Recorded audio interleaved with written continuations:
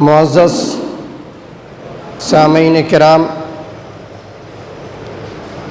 حاضرین جمعہ، بزرگوں، نوجوان بھائیوں، عزیز بچوں، سب سے پہلے ہم اللہ رب العالمین کی تعریف، توصیف، بڑائی اور بزرگی بیان کرتے ہیں۔ بعدہ لاکھوں کروڑوں بے شمار انگنت درود و سلام نازل ہوں اللہ کے بھیجے ہوئے تمام انبیاء اور رسول پر، خصوصاً آخری نبی جن کا نامی اسم گرامی احمد مصطفیٰ محمد عربی صلی اللہ علیہ وسلم۔ محترم حضرات، خطبہ مسنونہ کے بعد ہم نے آپ حضرات کے سامنے سورہ انفال کی آیت نمبر 45 اور 46 کی تلاوت کی ہے۔ آئیے سب سے پہلے اس آیت کریمہ کا سیدھا سادہ ترجمہ دیکھ لیتے ہیں۔ اللہ رب العالمین ارشاد فرماتے ہیں، یا ایھا الذین آمنوا اذا لقیتم فئۃ فاثبتوا،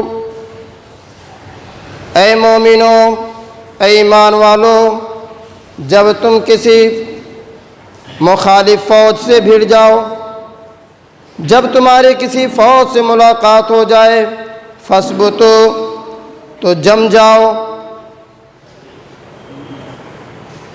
وَاذْكُرُوا اللَّهَ كَثِيرًا لَعَلَّكُمْ تُفْلِحُونَ، اور اللہ رب العالمین کو کثرت سے یاد کرو، زیادہ سے زیادہ اللہ رب العالمین کو یاد کرو تاکہ تم فلاح پا جاؤ۔ وَأَطِيعُوا اللَّهَ وَرَسُولَهُ وَأَطِيعُوا اللَّهَ وَأَطِيعُوا اللَّهَ وَرَسُولَهُ، اور اللہ کی اطاعت کرو اور اس کے رسول کی اطاعت کرو۔ وَلَا تَنَازَعُوا، اور آپس میں اختلاف نہ کرو، آپس میں لڑو نہیں، آپس میں جھگڑو نہیں۔ وَلَا تَنَازَعُوا فَتَفْشَلُوا، تم پھسل جاؤ گے، تم کمزور پڑ جاؤ گے۔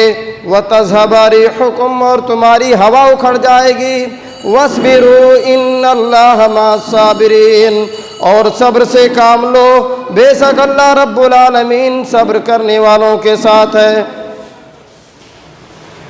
محترم حضرات، ان دونوں آیات کے اندر اللہ رب العالمین نے جنگ کے کچھ اصول، کچھ ضوابط بتلائے ہیں۔ سب سے پہلی بات اللہ رب العالمین نے یہ بتلائی کہ جب تم کسی فوج سے تمہارا مقابلہ ہو جائے، تمہیں لڑنے کی، بھیڑنے کی ضرورت پیش آ جائے، فَاثْبُتُوا، تو ثابت قدمی اختیار کرو، پیٹھ پھیر کر مت بھاگنا۔ دوسری چیز، وَاذْكُرُوا اللَّهَ كَثِيرًا، اللہ رب العالمین کو کثرت سے یاد کرو، اللہ رب العالمین کا ذکر زیادہ سے زیادہ کرو۔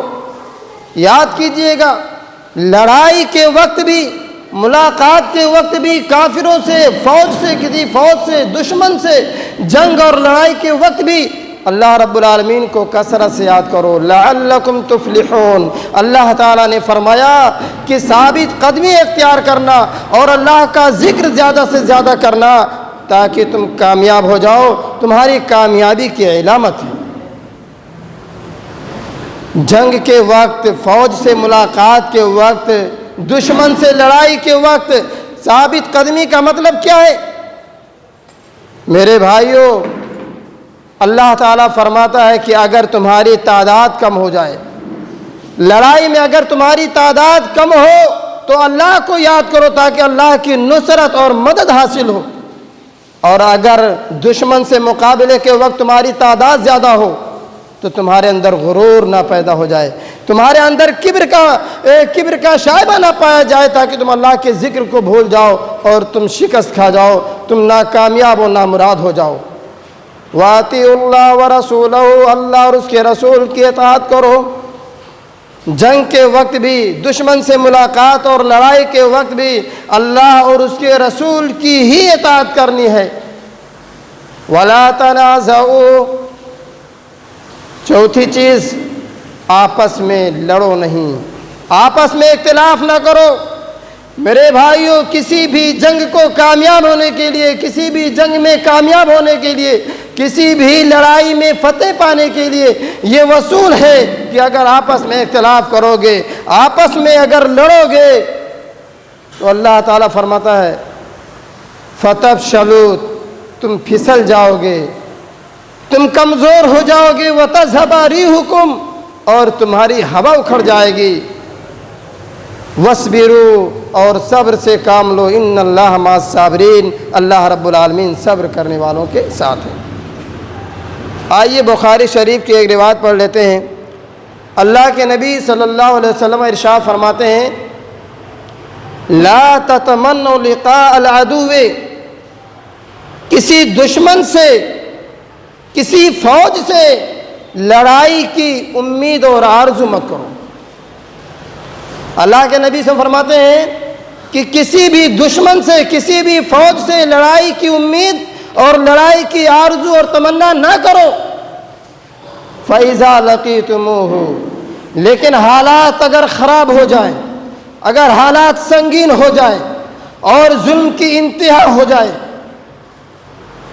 فَاثْبُتُوا فَاصْبِرُوا، اللہ کے نبی سے فرماتے ہیں تو صبر سے کام لو، ثابت قدمی اختیار کرو۔ وَاعْلَمُوا أَنَّ الْجَنَّةَ تَحْتَ ظِلَالِ السُّيُوفِ، اور جان لو ظالم کو ظلم سے روکنا اور کسی ظالم کو اس کے ظلم سے اکھاڑ پھینکنا، جنت یہ تلواروں کے سائے میں ہے۔ پھر اللہ کے نبی سے فرماتے ہیں اللہم منزل الکتاب، اے اللہ کتاب کو نازل کرنے والے، ومجری السحاب، اے بادلوں کو چلانے والے، واہزم الاحزاب، اے دشمنوں کو شکست دینے والے، اے دشمنوں کو پچھاڑ دینے والے، دشمنوں کو شکست دے دے، دشمنوں کو شکست فاس دے دے، دشمنوں کو ہرا دے، وانصرنا علیہم، اور اے اللہ تو دشمن پر ہماری مدد فرما۔ میرے بھائیوں، اس آیت کریمہ کو اپنے سامنے رکھیے اور اس حدیث کو اپنے سامنے رکھیے، اور آج کی تاریخ کیا ہے؟ آج 14 اگست ہے اور آنے والی تاریخ 15 اگست کی ہوگی۔ 15 اگست یہ ہندوستان میں یوم جمہوریہ کے نام سے جانا جاتا ہے، انڈیپینڈنس ڈے کے نام سے جانا جاتا ہے۔ 15 اگست میرے بھائیوں، جب ہم اور آپ 15 اگست سے گزرتے ہیں تو خوشی کا ماحول بناتے ہیں، مٹھائیاں تقسیم کرتے ہیں، اور کیوں نہ خوشی منائی جائے، کیونکہ اس وقت اور ایسے اس دن اور اس تاریخ کو مسلمانوں کو اور خاص طور سے ہندوستانیوں کو اور بھارتیوں کو انگریزوں کی غلامی سے نجات ملی تھی۔ جب انگریزوں نے بھارتیوں پر، ہندوستانیوں پر ظلم و تشدد کے پہاڑ توڑنے لگے، یہاں تک کہ انہیں سور کی گوشت اور چربی سے بنے کارتوس کھانے پر مجبور کر دیا، تو ہندوستانیوں نے، تمام ہندوستانیوں نے مل کر انگریزوں کے خلاف اعلان جنگ شروع کر دیا، اور خاص طور سے صلاح الدین ایوبی نے کہ شیر کی ایک زندگی گیدڑ کی 100 سالہ زندگی سے بہتر ہے کہہ کر کے جام شہادت نوش فرمائی۔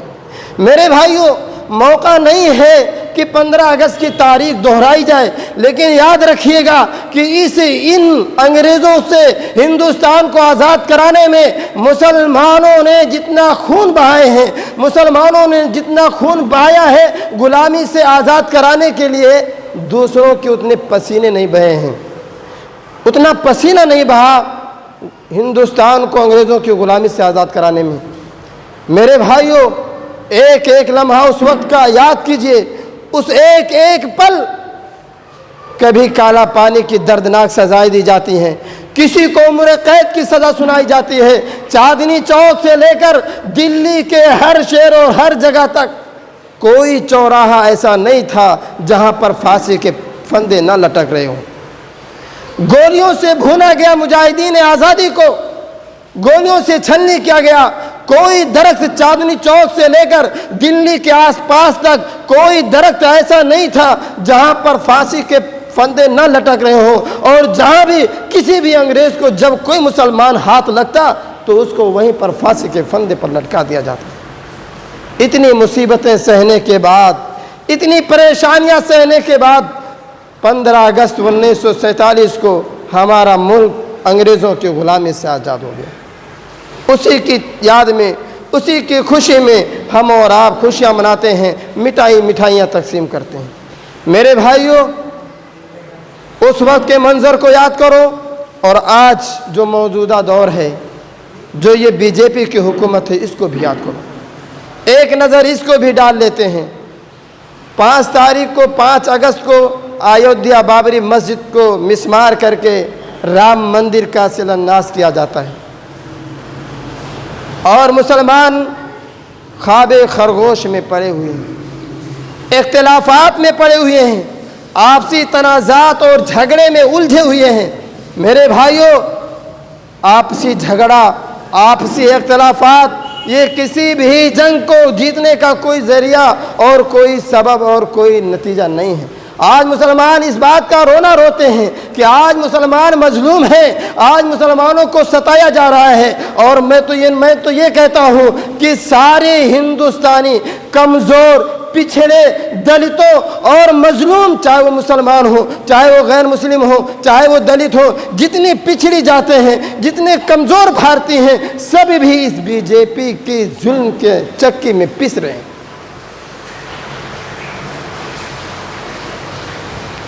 اور اس پر تمام کافر ایک ہو گئے، تمام کفر نے اتفاق کر لیا ہے۔ کیسے؟ آپ یاد کیجئے، 25 ستمبر 1990 کو لال کرشن اڈوانی گجرات کے سومناتھ سے لے کر ایودھیا تک ایک رتھ یاترا نکالتا ہے۔ اما بھارتی، کلیان سنگھ، لال کرشن اڈوانی بابری مسجد کو ڈھانے میں، شہادت کرنے میں، شہید کرنے میں ان لوگوں کا بہت بڑا ہاتھ ہے۔ لیکن میں ایک سوال کرتا ہوں، میں ایک سوال پوچھتا ہوں کہ مسلمانوں، آج لال کرشن اڈوانی کو بی جے پی حکومت نے کون سا عہدہ دیا ہے؟ یا آج رام مندر کا شیلانیاس کرنے کے موقع پر کیا لال کرشن اڈوانی کو دعوت دی گئی؟ تو ہمارا اور آپ کا جواب یہی ہوگا کہ نہیں، نہ تو کل لال کرشن اڈوانی کو بلایا گیا، نہ اس بی جے پی حکومت میں جو تقریباً 6 سالوں سے 2014 سے یہ بی جے پی حکومت ہے، نہ لال کرشن اڈوانی کو کوئی عہدہ ملا، کوئی کرسی ملی، نہ کوئی منصب اور مرتبہ ملا۔ اس کے باوجود بھی لال کرشن اڈوانی کا ایک بھی جملہ، ایک بھی قول، ایک بھی statement B J P government کے خلاف آپ کو نہیں ملے گا۔ کیا کبھی اس نے شکایت کیا کہ ہمیں اس پر دعوت نہیں دی گئی، ہمیں کرسی کیوں نہیں دی گئی؟ نہیں۔ آج مسلمان اس بات کا رونا رو رہے ہیں کہ ہم پر ظلم ہو رہا ہے، ہم پر تشدد ہو رہا ہے، ہمیں ستایا جا رہا ہے، ہمارے حقوق کو چھینا جا رہا ہے۔ مسلمانوں، میں سوال کرتا ہوں، کیا اللہ کے نبی صلی اللہ علیہ وسلم کے زمانے میں نعوذ باللہ اللہ دوسرا تھا؟ اللہ کے نبی صلی اللہ علیہ وسلم کے زمانے میں یہی اسلام مکہ سے نکل کر مدینہ اور حجاز کے دیگر شہروں میں پھیل جاتا ہے، یہاں تک کہ حضرت عمر رضی اللہ تعالیٰ عنہ کا جب دور آتا ہے تو یہی اسلام 22 لاکھ مربع میل پر اسلام کا جھنڈا لہراتا ہے، اور آج مسلمان اسی بات کا رونا روتے ہیں کہ ہم پر ظلم ہو رہا ہے۔ میرے بھائیوں، کہیں نہ کہیں اپنی بربادی میں، کہیں نہ کہیں اپنے آپ کو گھاٹا اٹھانے میں اپنا قصور بھی شامل ہے۔ اس وقت کے مسلمان جب ترقی پر تھے، اس وقت کے مسلمان جب عظمت پر تھے، اس وقت کے مسلمان جب بادشاہ تھے، یہی غیر مسلم ان مسلمانوں کا اسٹڈی کر رہے تھے، ان مسلمانوں کے کامیابی کا راز ڈھونڈ رہے تھے۔ جب مسلمان سائنسداں تھے، ان کے سائنسداں ہونے پر یہی غیر مسلم، یہی جن کو اللہ نے آج حکومت دی ہے، یہی اس کے بارے میں غور فکر کر رہے تھے کہ ان کی کامیاب ہونے میں، ان کو بلند ہونے میں، ان کو حکومت ملنے میں کون سی راز ہے۔ وہی اللہ آج بھی ہے، وہی اللہ حضرت عمر رضی اللہ تعالیٰ عنہ کے زمانے میں بھی تھا، لیکن حضرت عمر رضی اللہ تعالیٰ عنہ کے زمانے میں اسلام پنپ رہا تھا، 22 لاکھ مربع میل پر اسلام کا علم، اسلام کا جھنڈا لہرا رہا تھا، لیکن آج مسلمانوں کو اسلام نام لینے میں دشواری ہو رہی ہے، دشواریاں پیش آ رہی ہیں، دشواریوں سے دو چار ہوا جا رہا ہے۔